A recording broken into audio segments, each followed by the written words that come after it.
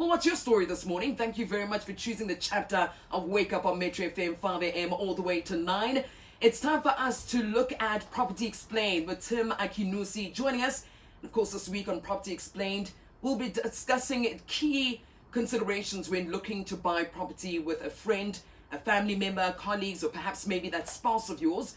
We'll also explore maybe just some key steps to follow when purchasing property jointly and to ensure a successful property transaction and partnership. And this is very important, right? Tim, good morning. Good morning. How's it walking down the dungeon that we call our Tim Studios? It was going down memory lane. It was surreal. I saw a phone booth. Oh, so you were here at one of those school visits, like Basically.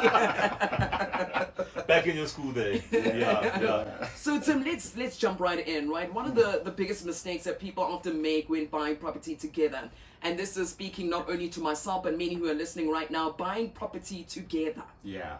So I think firstly, it's obviously a popular move, right? Because of all the benefits. You know, you are sharing the cost together, you can get more house, etc. But often the biggest challenge is that there isn't enough transparency up front about, look, we want to buy this thing together. What's your financial situation and what's mine? And to share that information between the two parties to get a clear understanding of, can we actually do this over the long term?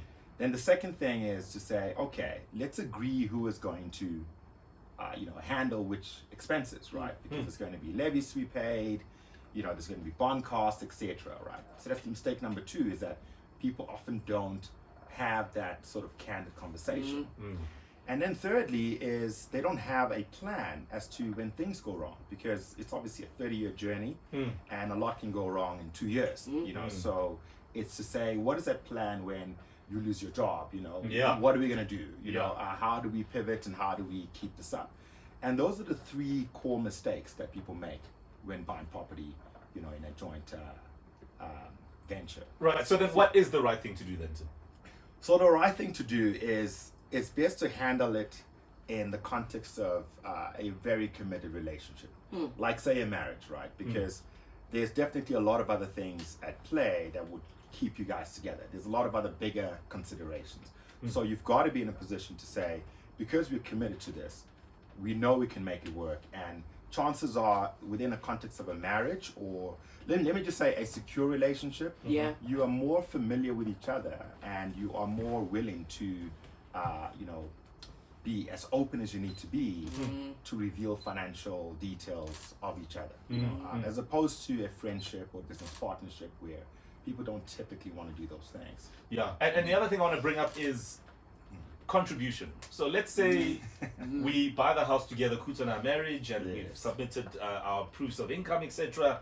And we get the bond approved, etc. But I'm the one who's paying on the repayments. Right. Kuta's not paying. Right.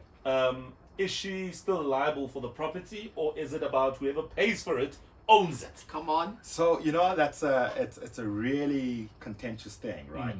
So the context is this: is that even if you came in and started the application process and you declared to the bank that, listen, I'm not working, so I don't I want to be joint owner in the asset, but I'm not going to contribute monetary towards it, right?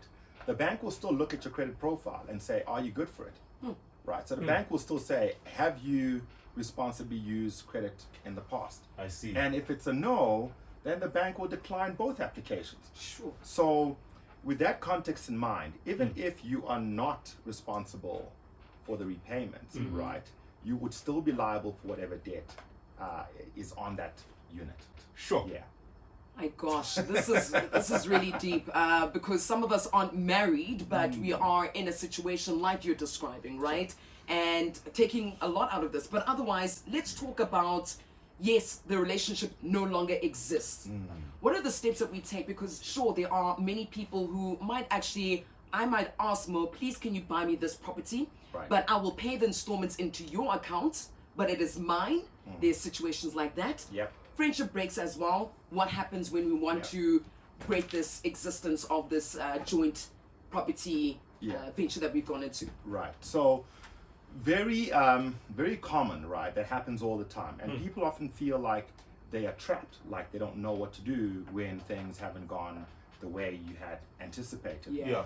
But it's actually a very easy fix because there is an act for it. It's a Section 57 act in the deeds registry where you can apply to actually have the co-owner removed and to have the debt on placed onto yourself. Okay. Yeah, and if there's a bond over it, right, you could actually go to the bank and apply for what's called an endorsement loan, where the bank effectively will assess you as an individual and say you're good to pay, and you want your Sure. co-owner removed from it. Yeah. So they will then endorse that, and you can then take over the entire property. That's interesting. And is there a cost to this process? Because Yeah. as much as there's a cost to purchasing property, I mean, obviously there's differences if it's off plan or not, but Sure. there's always a cost. So when you now unwind the co-ownership at the deeds office, is there a cost? So there is a cost because there's an attorney involved. Exactly. To lodge that, right? But it's not as big as like the first transaction when you effectively register the property. But there's a cost to it because attorneys cost money, and you've got to consult them, and they've got to go and do the administration at the deeds office. Yeah.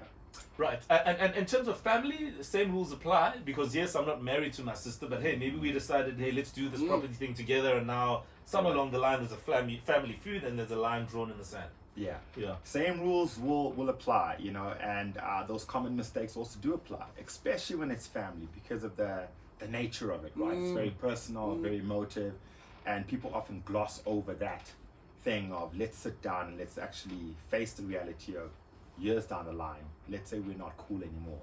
How do we manage this? You know?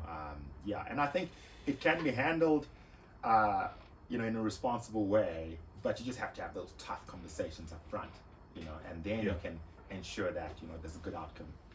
I think down the let's line. also just take it back to the proper steps to be able to actually get a property jointly with somebody.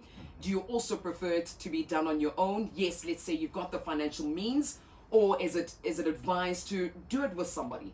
There's more benefit to that than doing it alone. Yeah, so the reason why people would do it jointly is primarily so that you can afford a lot more property. Sure. Right. And if that isn't the reason why you want to do it, it's actually best to just keep it in your name because you are the one who's responsible for the debt, etc. Yeah. And it just makes it a lot easier. It doesn't mean you can't still have other contracts that talk about your stake in the property if it's paid off, etc., etc. Sure. But to keep the administration low, if finances are not a challenge, buy it on your own. Right. Yeah. Yeah. And just to recap on another point for clarity, even if he or she isn't working, their name can still be on the property. Absolutely. Right. The name can still be on it.